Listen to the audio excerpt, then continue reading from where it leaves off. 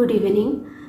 বাংলার মহিলারা সম্প্রতি সবথেকে বেশি আক্রান্ত হচ্ছে যে ক্যান্সারটিতে, সেটা হচ্ছে ব্রেস্ট ক্যান্সার বা স্তন ক্যান্সার। রিসেন্টলি আইসিএমআর এবং এনসিডিআইআর এর একটি গবেষণায় উঠে এসেছে যে বাংলার প্রায় 25% মহিলারা স্তন ক্যান্সারে আক্রান্ত হন এবং বেশিরভাগ ক্ষেত্রেই তারা রোগটি অনেক দূর গড়িয়ে যাওয়ার পরে তারপরে তারা আসছেন। তারা বলেন না, চেপে যান, কারণ এর পিছনে হয়তো আর্থিক কারণ থাকতে পারে বা সংস্কার থাকতে পারে অথবা পারিবারিক কোনো কারণ, যার জন্য তারা লুকিয়ে যান। প্রথমেই যদি বলতেন তাহলে হয়তো রোগটি নিরাময় করা সম্ভব হতো, কিন্তু যখন তারা আসছেন তখন এমন অবস্থায় রোগটি চলে যাচ্ছে যে সেটাকে চিকিৎসা করে সারিয়ে তোলা খুব মুশকিল হচ্ছে।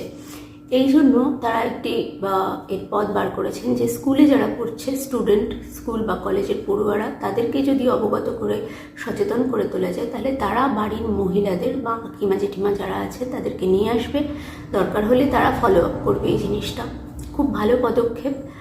আপনি নিজেকে সচেতন করুন, অবগত হন জিনিসগুলো সম্বন্ধে, এবং যে কোনো রকম প্রশ্ন থাকলে আমাদের এখানে প্রশ্ন করুন, আমরা সবসময় আছি উত্তর দেওয়ার জন্য।